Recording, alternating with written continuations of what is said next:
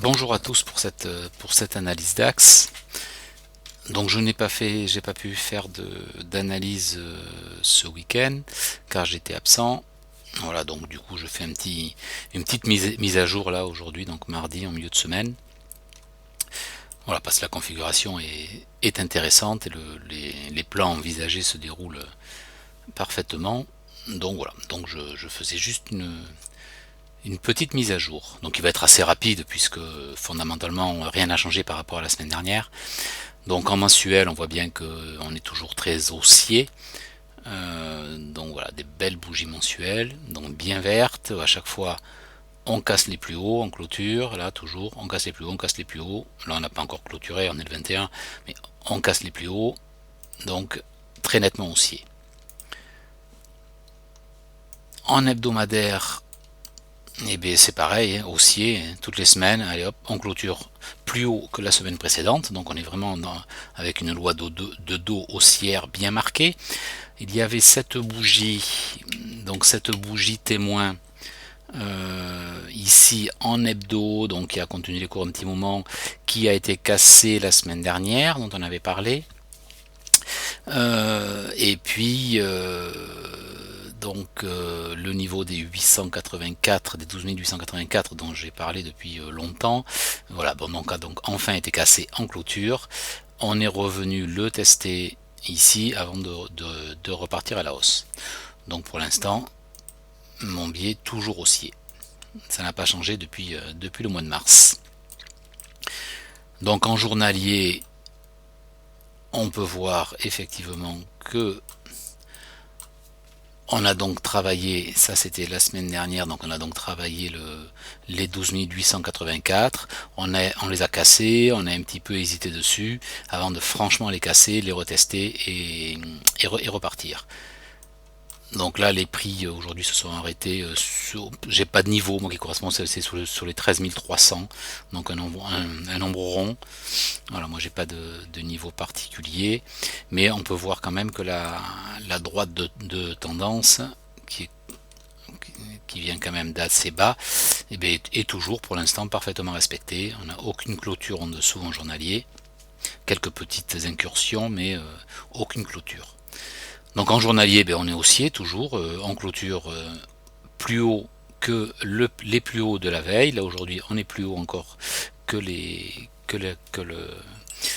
plus hauts d'hier. Donc est-ce qu'on va clôturer sur ces niveaux-là ce soir? Je ne sais pas. Est-ce qu'on va redescendre? Je ne sais pas encore. Pour l'instant, en tout cas, si ça clôture comme ça, on clôturera plus haut que les plus hauts d'hier. Donc toujours signal haussier.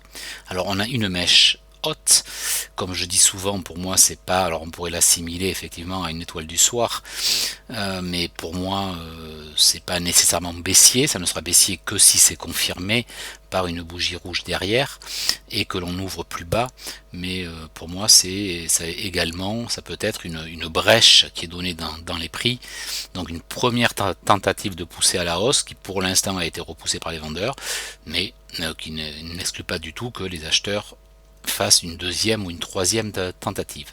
Quand on est quand même sur des niveaux forts, on peut voir que les 13 380 dont j'avais parlé la semaine dernière, donc qui correspondent au gap, donc au gap du Covid, donc qui pour l'instant n'a pas été comblé. Je pensais moi que l'on irait rechercher ce niveau-là aujourd'hui pour repartir à la baisse. Bon, on ne l'a pas fait. Je pense qu'il est probable que c'est ce qui se passera demain ou dans la nuit, puisque les marchés aiment bien bouger la nuit en ce moment et ne plus rien faire dans la journée. Donc par contre on peut voir en journalier que lors de la cassure de la bougie témoin hebdomadaire, là on a fait un plus haut que le mardi 14 juillet, on a clôturé plus haut, et le lendemain et le surlendemain on est resté dans les bornes de cette bougie.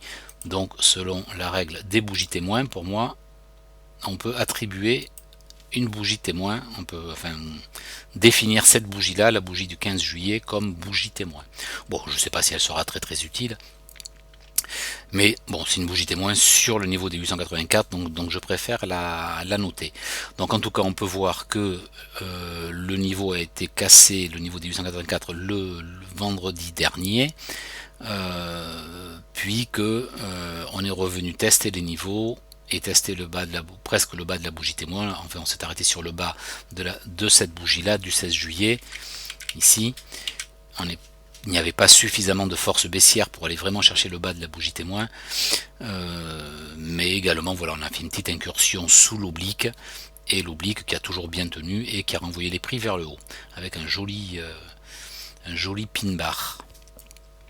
Donc aujourd'hui, on a continué sur la poussée haussière, le niveau des 13 137 que j'avais noté ici, qui correspondait à des mèches là ici, voilà ici les mèches, ici, ici, ici, après ici, ici, vous voyez c'est quand même un niveau assez important.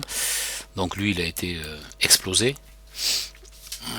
Peut-être que sur les UT plus petites il y a eu quelques petits mouvements, mais en tout cas en journalier il n'a pas pesé lourd. Donc ce qui indique vraiment quand même une puissance haussière assez forte. C'est pour ça que je ne serais pas surpris que l'on continue sur cette lancée. Voilà, donc je vais maintenant passer en 1 heure. Donc si je reviens en journalier, excusez-moi, je ne serais pas surpris après voilà de cette forme de bougie, la forte poussée, le niveau important. Moi je ne serais pas surpris en fait que l'on vienne retester le haut de cette bougie témoin, puisqu'on l'a cassé, on n'est pas revenu le tester, et moi j'aime bien lorsque les prix reviennent tester un niveau, tester une cassure, car ici ça la valide. Donc on a donc un changement de polarité et ça valide vraiment le niveau qui de résistance devient support. Et tant qu'elle n'a pas été validée, moi ça me dérange un peu et je m'attends à un retour. Donc si on venait le valider, ce serait pas mal parce que ça correspondrait également à l'oblique. Donc ça ferait un appui sur l'oblique qui renforcerait encore le signal. Donc en 1 heure, alors qu'est-ce qui s'est passé en 1 heure? Puisqu'en fait j'ai pas trop regardé les graphiques puisque la semaine dernière j'étais totalement absent. Donc voilà, dans l'analyse j'avais anticipé donc différents scénarios.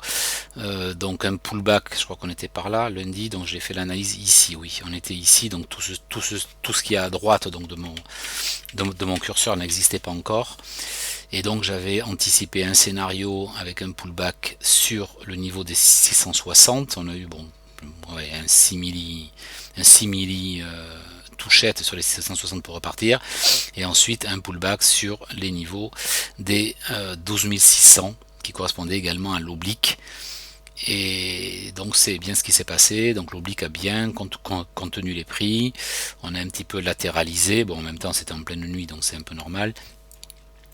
Donc pour repartir à la hausse, tester le niveau des 884 qui a un petit peu repoussé les prix, puis ça a fait, comme j'avais mis sur les flèches, là ça a fait un petit peu de yo-yo là autour des 884, donc c'est normal que la zone qui est plus importante, c'est normal qu'elle ait été travaillée. Et donc les acheteurs, petite bagarre acheteur-vendeur. Et qui correspond donc cette zone de travail et cette zone d'indécision donc correspond à la bougie d'indécision que j'ai utilisée, que j'ai choisi de mettre en bougie témoin. Voilà, on a le bas, le haut, et puis on est revenu travailler un petit peu à l'intérieur de cette zone.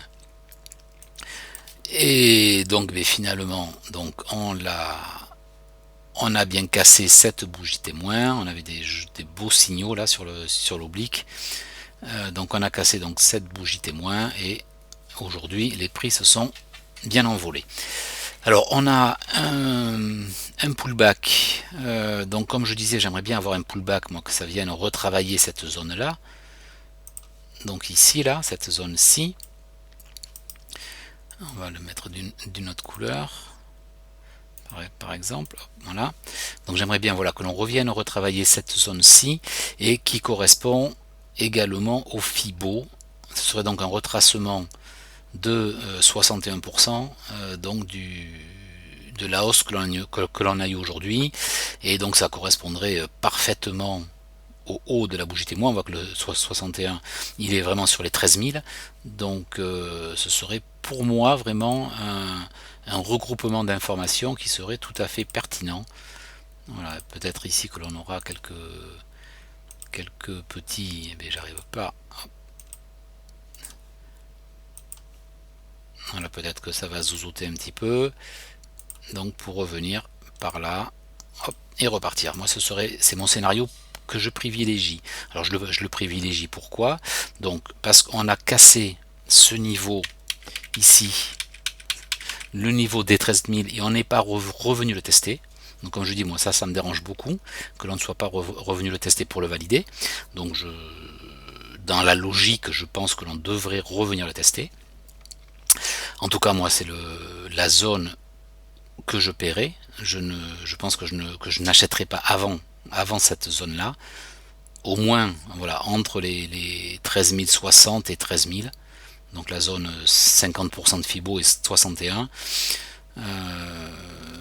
Pour moi, il n'y a pas d'autre zone d'achat possible. Sauf, bien sûr, en cassure des 13 300. Et à ce moment-là, c'est une autre histoire. À ce moment-là, effectivement, on peut rentrer à l'achat sur un pullback. Voilà, donc on a le haut de la bougie témoin, on a les 13 000, donc un nombre rond, on a les 61,8 de Fibo, on a l'oblique, je crois qu'on a quand même pas mal de choses, on doit même avoir une MM50 peut-être en 4 heures, peut-être qui traînerait par là. Voilà, mais s'il y a quelques heures, la M50 va remonter, et puis effectivement on devrait donc avoir un combo H4. Donc voilà, globalement il y a quand même beaucoup d'indications, de regroupements d'informations qui font de cette zone, donc 13 060, qui pour moi en font une zone vraiment privilégiée pour un achat, de manière à pouvoir prendre un petit peu de force et un peu d'élan pour aller à l'assaut des 13 380, et si on le casse à ce moment-là, on va aller combler le gap du Covid qui est toujours ouvert jusqu'au 13 580 à peu près. Je crois que si on revient, hop, il faut se mettre en journalier pour le voir. Donc voilà, donc ce gap là, donc qui ne demande qu'à être comblé. Mais comme tous les gaps sont des niveaux importants, donc ça risque, il est certain que sur les 13 380, il va y avoir beaucoup de vendeurs qui vont attendre pour vendre le niveau. Alors après, il reste à savoir si les acheteurs seront suffisamment puissants pour contrer les vendeurs. Ça, je n'en sais pour l'instant absolument rien. On verra bien ce qui se passe.